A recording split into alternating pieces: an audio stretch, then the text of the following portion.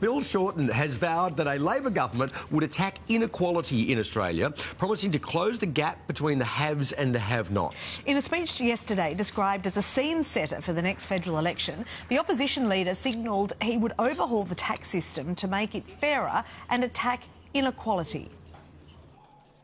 Inequality in wages and tax. Inequality for women. Inequality for home buyers. Inequality kills hope.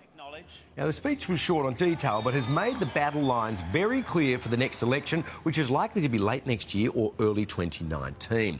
Now, Labor leader Bill Shorten joins us now from Melbourne.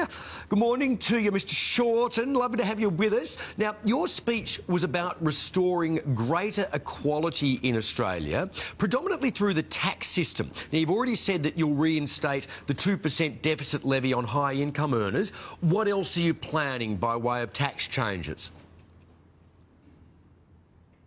Well, the economy is not working for working Australians, and one of the reasons why that is that we have a two-class tax system. I mean, for most Australians, probably many of your listeners, they've probably already done this year's tax return. They can claim a couple of vanilla deductions, maybe if they're fortunate, salary sacrifice, a motor vehicle, some work deductions. But there's the what I call the business class tax system beyond the curtain. If you have enough money in this country, you are able to, in many senses, opt out of many of the taxes which other people pay. You can set off deductions, you can negatively gear 5 or 10 properties. So what we will do is we will work on policies which will address the unfairness, and specifically that includes making sure that we reform negative gearing, which will also save a lot of money for the budget. I mean, why is it fair this Saturday morning that we'll have young couples bidding for houses against property investors, and the property investors are getting a tax concession and the young couple aren't? Bill, it's being construed as politically a pretty brave move to go into an election promising to increase taxes. Are you concerned about that? It's a bit of a gamble. Well, first of all, for most people it won't be about increasing taxes. We just want people to pay their fair share. But you are increasing taxes, though. You are saying that you are going to increase taxes for a proportion of society. Oh, well, for the very top income earners, the government has removed a budget deficit levy. 3 years ago, the Liberals said, well, we've got a budget deficit, so we're going to ask the very top income earners to pay 2% more in tax. Now, they've abolished that from 1 July for the very top, but they're proposing to increase taxes for 8 million other people. I'm exactly the opposite.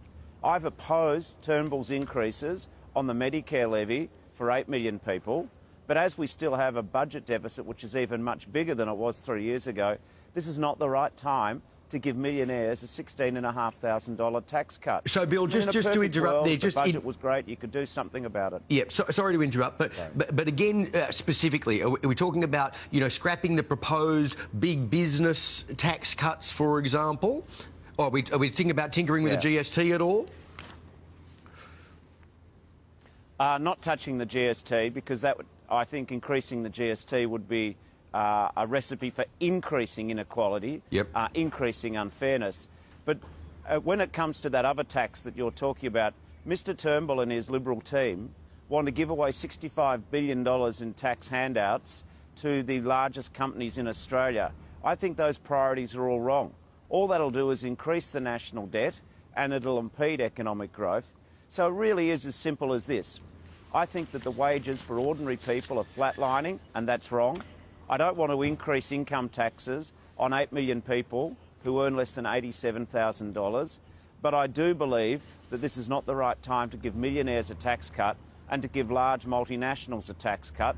We've got to look after our own people, the middle and working class people, and we need to have some more fairness in the system. All right, in terms of your decision process, a couple of weeks ago, Malcolm Turnbull gave a speech in London in which he defined what Robert Menzies thought the Liberal Party should be. Let's just have a reminder of what he said. In 1944, Menzies went to great pains not to call his new political party, consolidating the centre-right of Australian politics, Conservative, but rather the Liberal Party, which he firmly anchored in the centre of Australian politics. Now, the critics, Bill, may accuse you of moving further away from that centre and closer to the left. How will you answer those critics? No, nothing could be further from the truth. I want to restore the link between hard work and reward. I want to make sure that first home buyers are able to fulfil the Australian dream of being able to afford a home. I don't support cutting the penalty rates of people on $30,000 and $40,000 and $50,000.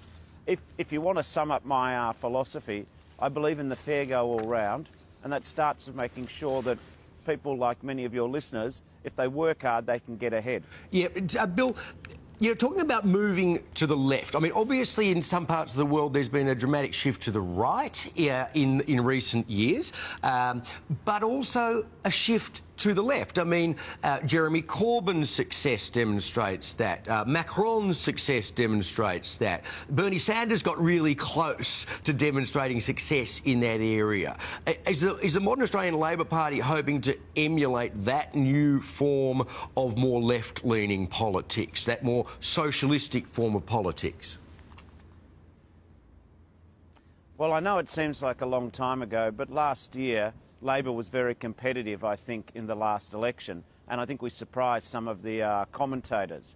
We did that by reinvesting and backing in a proper Medicare system, where it's your Medicare card, not your credit card, that guarantees your quality health, backing in our schools and standing up for Australian jobs. I think the times suit the Labor message. Mr Turnbull, on one hand, wants to give away tax cuts to large companies and to millionaires, and he doesn't have a plan for housing affordability, and the energy prices are simply out of control. I, by contrast, will reverse the tax cuts for millionaires and for multinationals. I'll make sure that penalty rates get restored where they're being unilaterally cut, and we've got a plan to put the first home buying, the dream of buying your first home, within reach of ordinary Australians. And yesterday I've said we will fight on the battleground of fairness. Yep. This country is a great country.